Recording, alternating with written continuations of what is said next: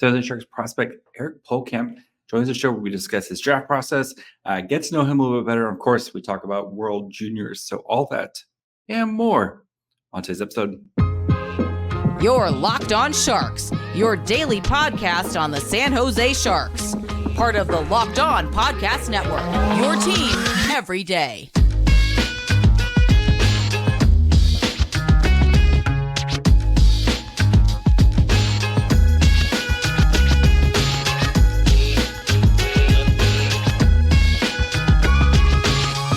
Hello, welcome to Locked On Sharks, the premier hockey podcast covering your favorite team in the Bay Area. My name is JD Young, contributor at San Jose Hockey Now. I want to thank you for making Locked On Sharks your first listen, proudly part of the Locked On Network. We cover your team every day.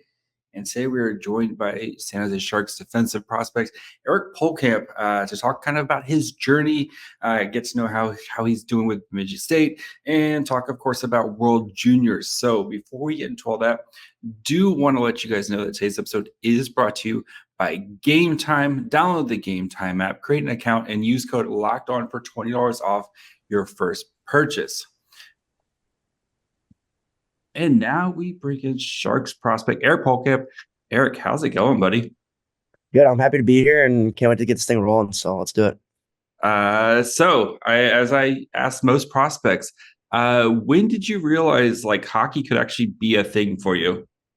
For me, I was kind of late bloomer, but not really. Like I just kind of played hockey to play hockey kind of growing up. Both my brothers played, so I kind of just followed their footsteps. And we grew up in a lake in the backyard, so I'd go out there and play. And I grew up playing three sports: baseball and football, and then hockey. But no, I kind of just played all three of those sports. And then until like ninth grade, I kind of had a feeling like, okay, like I'm decent at hockey. So I did that, and then I played my freshman year of varsity for ninth grade, and then I had a pretty good season. And then my 10th grade year, I went to the national camp for kind of youth, and you play in New York or whatever. And then I had a pretty good camp, and then I was like, okay, like let's do this. So I quit football and baseball, and then only focused on hockey, and then did that until my 10th grade year, 11th grade year. And then I actually went back to New York for the second year. And then I was like, okay, I can either leave my senior year or stay, but our high school team wouldn't have been that good. So it was a pretty easy decision to go play for Cedar Rapids Rough Riders in the USHL. So I had a good feeling, and then making that team obviously helped a lot. And then Mark Carlson down there, the head coach, and he's kind of a legendary coach, and he kind of informed me and kind of knew how everything was kind of going to work. I mean, it's tough down there. He's a very tough coach, and not a lot of people like playing for him just because how rugged and tough you kind of got to be. And then my play style fits his play style really good, and how he kind of went. But no, I'm happy how it all kind of worked out. So it's been good so far. Well, I gotta add the follow-up that is, what position did you play in football? What did you play in baseball? Well, like even like for hockey too, like I played forward until my second year of Pee Wee or first year of Bantam. So, and then I became a defenseman. But football, I was actually middle linebacker and running back. And then my ninth grade year, our nose guard got hurt. So I was like, all right, I'll go play nose guard. So I ended up playing nose guard for football. A lot of people just laugh at that and just all that. But and then baseball, I played first base. So I mean, I liked first base. You really didn't have to move, and then you pretty much got the ball every play. So just go over there and step your foot on the bag and catch the ball. So it was fun to play. My dad was the coach for baseball, and no, we had a couple really good years in baseball. We were like one game shy of going to the World Series for Cal Ripken. It's not the Little League World Series. It's a different league. But no, football was definitely probably my favorite sport growing up. I just loved kind of everything about it. My ninth grade year, we had a really good group of guys, and just kind of everything that kind of went into it, and going out there. And I miss both those sports a lot. Actually surprised I don't love watching football like a lot of people. I just love playing it way more. I think it's just kind of boring to watch, but just out there playing it was so fun just playing those two sports. Then hockey, I think every kid should just grow up playing multiple sports. I think definitely in the long run you're going to burn out at some point. I mean, everyone kind of does, but no, I'm happy with my athletic career I've had so far. All right, you're a good Minnesota kid. Who was your favorite player growing up? My favorite player, like younger, I don't know why it was Zdeno Chara. I don't know, like I just the hardest shot and kind of just all that. I don't know why I had a t-shirt of him, but no, I never actually went to my first NHL game. Um, this when we went to the World Junior pre-camp, Oh everyone yeah. kind of went out to the Detroit game. That was my first ever NHL game I went to. So, Mm. because growing up, I've always, if I had a free weekend, I'd always be watching my brothers. Both my brothers played at Bowling Green. So I'd always be there, and just every free weekend would be that, or I watching my older sister play, or it was always just watching siblings play growing up. Never, like, we never took a trip down to watch the Wild play or whatever, because it's like a 2 hour drive. So, but in the summer, we'd always go to Twins games growing up. So, a lot of baseball games, but now never Wild games. All right. Then which player, now that you've kind of started, working towards your professional career, which player do you try to kind of model your game after, or maybe try to steal some of their aspects as you continue to work on your game? I like kind of how Drew Doughty plays. He always plays like an honest 200-foot game. And then obviously he's a really good defensive player. A lot of people say I play like Mackenzie Weegar. But no, probably Drew Doughty. Just I love how he plays. He's an honest player, and he's a typical NHL defenseman today.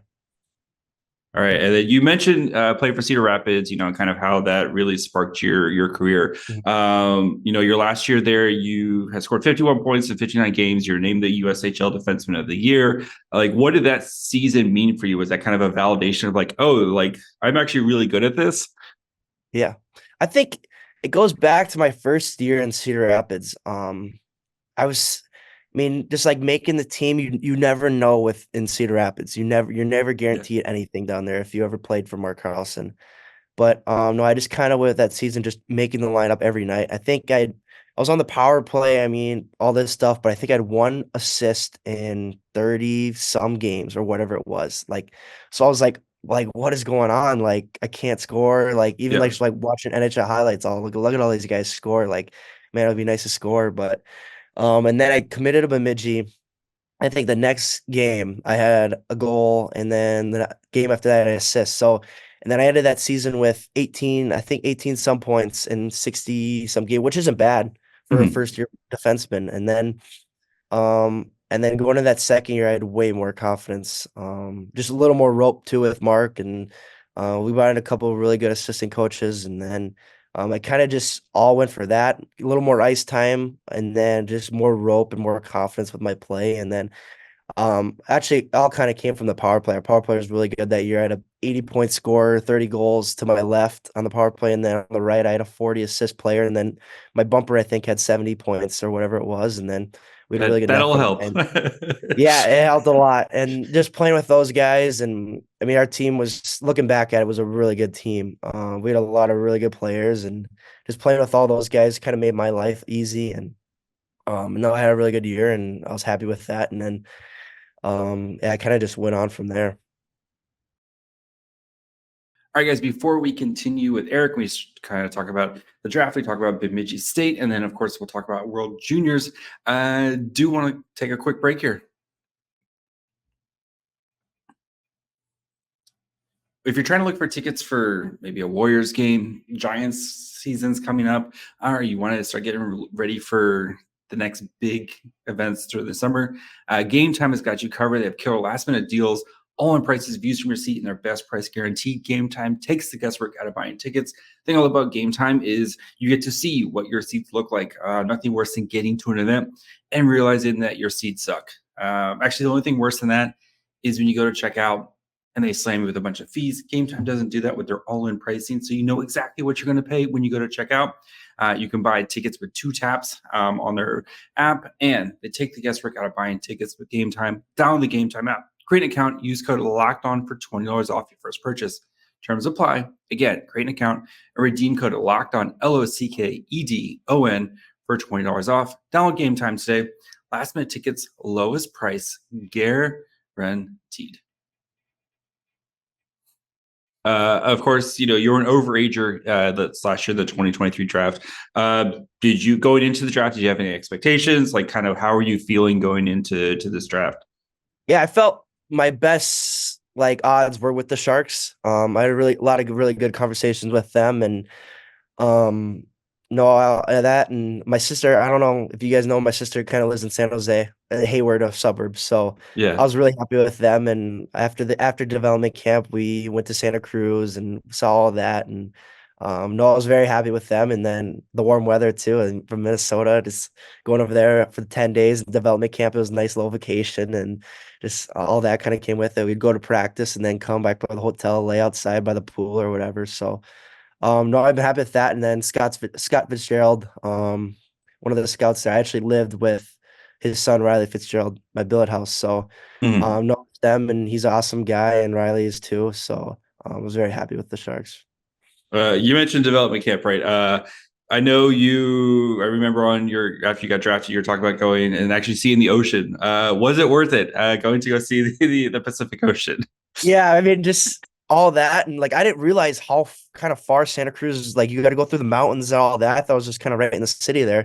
I'm not really familiar with out east or like kind of all that area because hockey's just Minnesota. Like Yeah, you pretty much stay in one area or the Midwest. But no, going out there into Santa Cruz and then kind of seeing all the rides and kind of just it's just a all new culture, kind of it is. And no, I dipped my toes in the water for sure, and it's I was kind cold. of sad. I was kind of sad I didn't see any sharks or anything like that soda out or.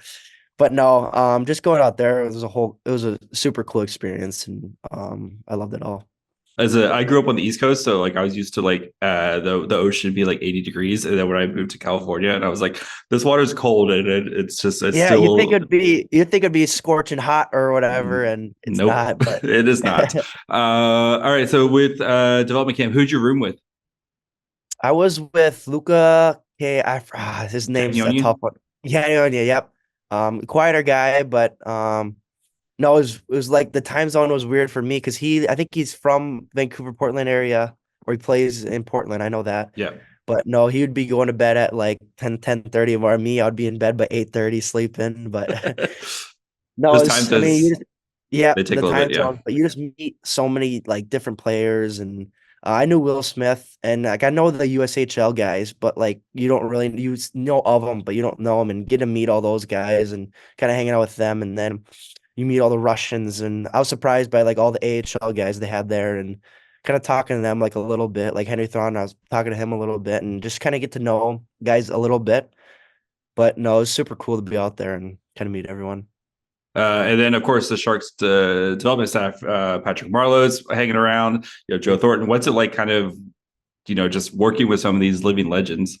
Yeah, I mean you see him on TV, you hear of him, and actually like a little funny story. Like I think my steel fell out of my skate, so Patrick Marlowe came over, dragged me to the bench, and all that stuff. But no, just seeing those guys, and then even like seeing like the head coach, and just seeing how many. I didn't realize how many like staff members there are on the Sharks, and just everyone has like a job of, and then like they bring in a nutritionist, they bring in all these different people for development camp, and like how cool and how you see it is to be a pro every day and what those Hmm. guys kind of go through, and the facilities too, I think are pretty brand new, and just like that that rink complex there. What is there like six rinks or what? How many Yeah, rinks they Sharks have? Ice there. Yeah, yep, Yeah, yeah. but no, just seeing that and I don't know the town too and kind of everything that I didn't realize how close San Francisco is to San Jose. Like I said, I've never been out there, and we went to Alcatraz and just seeing that, and you always hear about it, but no, it was super cool to see in person, and they did a really good job with that. But no, it was fun. Of course, you mentioned Bemidji State, so you started your freshman season at Bemidji State. I'm always curious with the recruitment process. Was it like, were you always going to go to Bemidji State? Kind of, what was your recruitment process, and why did you choose Bemidji? Like I said, my first year, I was off to a slow start. So, and like I wanted a full ride going into college. I didn't really want it to pay a penny or all that. And just because school's, to be honest, School's school's not very my thing. expensive. Yes. Yeah, school's not my thing either. So I just kind of go for the hockey part. But no, I was talking to a couple teams. But no, Bemidji was close to home. It was only an hour and 35 away. So and then my parents pretty much come every home games. Like we played St. Thomas this past weekend, so they were there. I was a 2 hour drive for them. But no, it's very close. The town's very similar to Brainerd, where I'm from. Mhm. So kind of those two things kind of came with it. And then they're actually one of the first teams that recruited me. So that helped. And but yeah, that's kind of all came with it.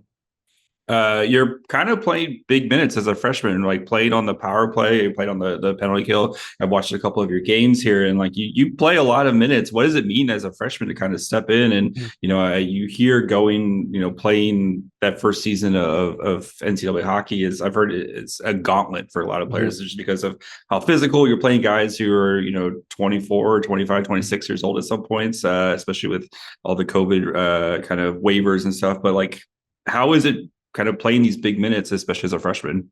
Well, it's another thing I kind of want to kind of admit. I want to play a ton. Like you Yeah. hear, like there's a lot of really good players that only play 14 minutes or whatever it is on their college team. And I mean, I don't really want to have to go through that. I want to play a ton. I want to play 20 plus minutes every night, and that's what I'm doing here. And that's how kind of I wanted to develop my first year and playing the power play, playing the penalty kill, and kind of all that. And then for like the bigger guys, like the CCHA is known for their older players, their grittier players. A lot of them played until juniors, until they're 21, and they kind of came into college. So they're a lot older guys, but for me, I'm kind of a bigger guy. I'm 200 pounds, and it wasn't too hard a decision to like play those guys or whatever. But no, college has been tough. It was tough in the beginning. I thought I was kind of given everything kind of right away and kind of all this, but no, but you've had to work for it and work for your points or your minutes or whatever. But no, it's been fun so far. I like the college game. It's physical. It's fast. It's kind of got a little bit of everything, and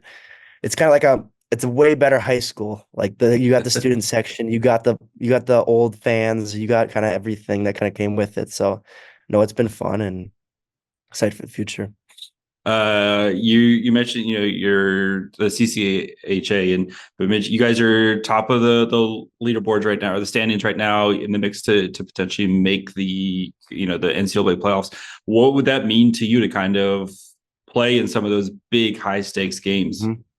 Well, like right now I think we got the Mankato this weekend. If we get 2 points this weekend, we win the McNaughton Cup. So I don't think Bemidji's won it since 2017. Mankato's actually won it 6 years in a row now. Mm. We were the last team to win it in 2017, besides Mankato. But no, winning that and then going into playoffs with the number one seed, home ice every series would be super cool. And then winning the Mason Cup and going to play BC are probably the number one game, and they're obviously the number one team. So I mean, that would just be so cool playing all those guys like you play with World Juniors at, and um, I mean, imagine us upsetting them or whatever, and we get in the mix or whatever. You never know. So that'd be super fun to go out east and play those guys. If you upset them, then Will Smith can probably sign earlier. So you're doing everybody a Yeah, favor here. I'll do you guys a favor. Do everybody a favor there. All right, guys, before we finish up with Eric, we talk about World Juniors. We talk about get to know Eric's routine, all that fun stuff. Just need to take a quick break. I know Sharks fans, it has been a tough season, but regardless of the Sharks' current standings, I want to remind you that you could win big by playing Daily Fantasy Hockey on Sleeper, the official daily fantasy app of the Locked On NHL Network. Sleeper is our number one choice for daily fantasy sports, especially daily fantasy hockey, because with Sleeper, you can win 100 times your cash in daily fantasy hockey contests. All you have to do is pick some of your favorite players, whether they're NHL superstars like McDavid, Crosby, or McKinnon, or some of your favorite Sharks players like Slippery Pete, Philip Sedina, or Fabian Zetterlund. Record more or less than their sleeper projections for things like goals, assists, saves, and plus minus and more in a given game. To win 100 times bet on Sleeper, you need to correctly predict the outcome of 8 player stats. You heard me, Sharks fans. You can win 100 times your money during playing daily fantasy hockey with Sleeper. So start paying attention and nail your picks so you can start winning big. Use promo code LOCKEDONNHL. You'll get a $100 match on your first deposit. Terms and conditions apply. That's code LOCKEDONNHL. See Sleeper's terms of use for details and locational availability. Over there, but so you mentioned kind of the World Juniors. So you got to play for Team USA. You started out, I think, last summer. You were kind of one of those, I don't know how much but like kind of one of those bubble players. Like, oh, he may make it, he may not. But you had a really impressive camp in the summer, and then you kind of continued to work, and you made the Team USA. Did you like kind of going into it? You were just kind of like, I'm happy to be here, and then kind of just kept going. Well, like I think it kind of started off with that Junior A Challenge tournament in I think it was Christmas. It's not even close to as big as the World Juniors, but playing in that, I had a really good tournament. And then, like I said, at the end of the year, I had a really good year. And I didn't really know, like, I was in the back of my head, but like I wasn't expecting like a text to the summer showcase. Just how many good players there are out there. Yep. Maybe people don't realize how many good players there are. And no, getting that text, I was like, holy, like what do I got to lose? I got nothing to lose. Like, all right, I'm just gonna go into this and kind of play my game. And I think the first game I got there and I was just like, I don't know, like I don't even know why I'm here and everything that, but I was like, screw it. Like, what do I got to What lose? do you get to And just lose, right? go and play, have fun, and play my style of hockey, and that's what I did the next game, and kind of all went from there. And I had a really good camp, and I was like, holy crap, like I can do this, like I can play with these guys, and kind of go from there. And then I had a pretty good first half of the year, and getting that call back from the Denver's head coach was super cool to be invited to camp. But still, they got to make. I think they bring in 10D, and they got to cut eight. I mean two, Yeah. and bring eight over. So I was like, all right, I'm still iffy on it, but I think I have a good shot. So I go over there, play my game, and make the team, and then go over playing Sweden. I think that was just the coolest moment ever, making that, and all the people congratulating you and everything that kind of came with. And then my whole family actually came out. I have Mm. 5 siblings, and they all came out, and it was the first time in 2.5 years where we were all together. And then my brother's wife came out too. So no, we were all out there, and it was super cool. They all came. You mentioned, yeah. So playing in Sweden, what is that like? That whole experience there. I mean, I've watched, my fair share of SHL games. You see those crowds, like just how it's almost like kind of like that college atmosphere. Mhm. Kind of what was it like playing in Sweden, playing on the bigger ice? Yeah, I mean, we kind of played in, I wouldn't say like crappier rink, but we didn't play in the bigger rink. Yeah. But like it was, I mean, we'd get like 2,000 fans. I mean, it wasn't nothing crazy. I mean, it didn't feel like the World Juniors. Mhm. And then going and playing that semifinal final game, that's when it felt like, holy, like this is the World Juniors. I mean, Yeah. that rink only held like 12,000 fans. I mean, it could have held, I don't know, 18,000 easily. But no, those games, like you said, are like a European soccer game. They have their chant, they have their big flags are waving around, they're chanting back and forth at each other. And I mean, it's 80% Sweden fans, 20% Canadian fans. I mean, Yeah. USA had a tiny section up in the way far right corner. You couldn't even see him. But no, just going over there, and I mean playing on the bigger ice and beating Sweden in Sweden was just, you couldn't write it up any better than that. So that was awesome. Uh, Will Smith, is he good? Yeah, 50 some points right now in college, and it's funny those, like, you hear of these guys and see of these guys like, holy crap, Will Smith, but like Yeah. they're just normal people off the ice, and they're awesome to talk to. He's a very quiet guy, and just on, like, right as soon as he steps on the ice, he's a whole new person. It's Mm. competitive. He wants to win. It's just a whole. It's awesome to see, and just being able to compete with those guys in practice was so fun, and just seeing how the plays they make and how their mind kind of works, and like the mini games, people are swearing at each other, giving each other slashes. I mean, they're just competitive, very competitive people, and it's awesome, and it was super fun to practice with those guys. The locker room after you guys win, the Team USA chant. I don't. I watched that video like 20 times and I still get goosebumps. What's it like being in that chant when you're like kind of doing it? Is it just something that's going to stick with you for the rest of your life? Yeah, I mean, I half know it, but really don't know it. Mhm.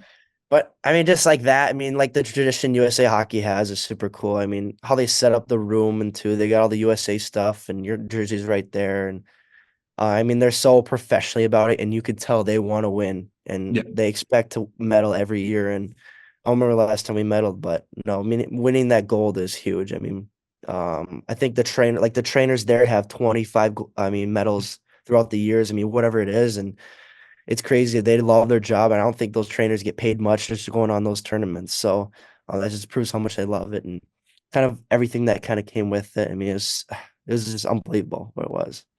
Where's the gold medal now? Is the big question.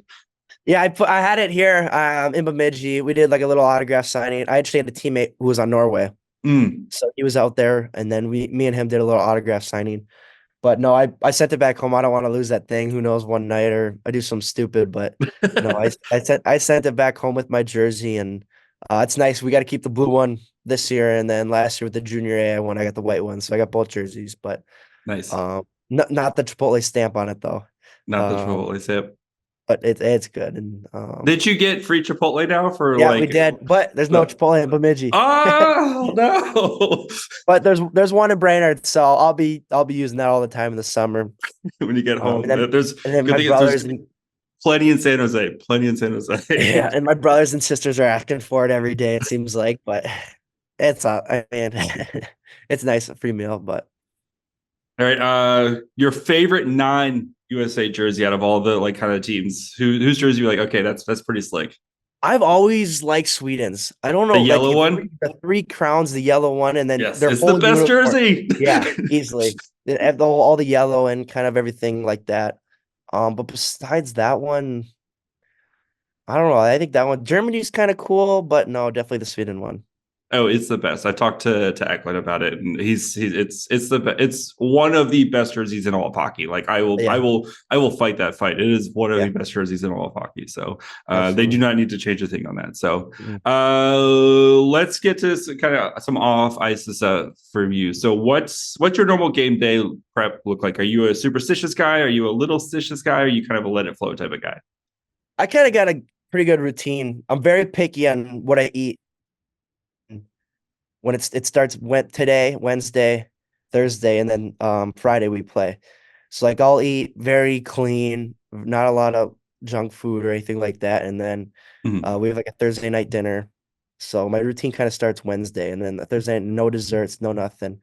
And then game day. Um Usually wake up, breakfast, and then we'll usually do a pregame skate. Um Besides that, like a electrolyte drink, a nap. Try to get a nap in 47 minutes with 5 seconds. Um, 47 minute. That's a very specific nap. yeah, kind of like that. I've always just had this little routine, but no, that and putting on my equipment. I think it's right side first every time. I could be wrong, but I think it's right side first. But no, I think my routine's pretty normal, very good, like a big stretch, Mhm. stretch for a while, cup of coffee. Just trying to think, but no, like I'm not like too picky on taping my stick. Like sometimes I do it before the day or whatever, but no, I have a pretty good routine I go through. So does that mean when Saturday, you said you eat pretty clean? Does that mean Saturday night when you're all done, are you just like Oh, whatever I yeah, can get into my yeah, mouth right now? fudge, whatever they have in the locker room. Like we have like some lady donates fudge after the game. So I'm eating that and we're going out and having a cheeseburger or whatever. And then Sunday's the same thing, just eating pancakes in the morning or whatever. But I don't know. I've just always kind of been picky with that, very picky with food. And like for the pregame meal Friday and Saturday, like a lot of people get like Alfredo or like Mhm. meat sauce. For me, I like no sauce. Like I don't want that stuff for like it's just plain rice or pasta with plain chicken. I mean, it sounds very boring, but it's just what I do, and I kind of just always done it. You mentioned coffee. Are you a hot coffee, iced coffee, or it depends on the weather? Um, Kind of depends on the day, to be honest with you. Like, we only have hot coffee at the rink, so it's hot coffee before the game, but I'd prefer cold coffee for sure. Uh, it's It's always cold brew, none of the fake sugar stuff. It's always straight black with maybe a little bit of stevia packet or here and there, but There you go. And then, of course, a question I ask every hockey player I meet: socks and skates. Are you a monster who does not wear socks with your skates? no, I have to. I have none of my equipment touching me. I can't have like I wear the long sleeve shirt with the tights and then the Mhm. socks. Like I used to get major rashes kind of growing up, so I make sure none of my equipment touches me. But yeah, for sure. I know Magnus Krona, the Shark Barracuda goalie, he wears the gloves underneath it. He has like white gloves that he wears underneath his Yeah, gloves. I thought that was really interesting because he's yeah, just kind of this goalies. the same. Well, goalies are weird guys anyway. So, Yeah, like for me, like for my gloves, like I cut like the thumb piece so I can move my thumb. mhm. But other than that, no, my equipment's pretty normal, very basic tape job and knob. But no, pretty basic, I'd say. All right, and then when you're not on their brink or not, kind of on the ice or training anything like that, what's your favorite thing to do? I think it's got to be golf. And then for me, like I worked at the golf course, so I'd get free golf. So I'd go out there as much as I can. And then we live in a lake in Brainerd, so I'd be out there fishing or being on the lake and being on your lily pad or raft or whatever and playing with your dog or no, just very we're very pretty much active family. Like we're always outside or doing that. And then a couple of years ago, I picked up on like reading, but like reading like it's more like mental books and stuff like that, not like storytell books. So Mhm. picked up on that a couple years ago. So kind of those three things I'd say. Eric, you've said it all. Thank you so much for your time. Yeah. Best of luck for the rest of the season. Hope you stay healthy. And yeah, go ahead and just upset BC. That way Will Smith can start playing for the Sharks right now. I think that's what we all want to see. So, but yeah, thank you so much for your time. Best of luck the rest of the season, man. Yeah. Thanks for having me. I appreciate it. Thanks to Eric for joining the show. Kind of get to know him a little bit. Seems like a super good kid who's well on his way. I think to being, I think he's going to be an NHL player. Just the style that he plays. I think Mike Greer really kind of covets that, and you can see that forward. If you watch him, you can really see that kind of forward mentality, especially in the offensive zone. So, but yeah, it seems like a good kid. Really, really cool story to hear about how his whole family came to Sweden to kind of support him. So, yeah, hope he continues to progress well. So, we'll be back tomorrow to talk about the Sharks Ducks game, and of course, keep track of any NHL trade news that may happen to start to kind of surface here. So, make sure you're following along wherever you get podcasts, and of course, you can watch on YouTube as well. You can follow the show on Twitter, Facebook, and Instagram at Locked On Sharks. You can follow me on Twitter at MyFryhole.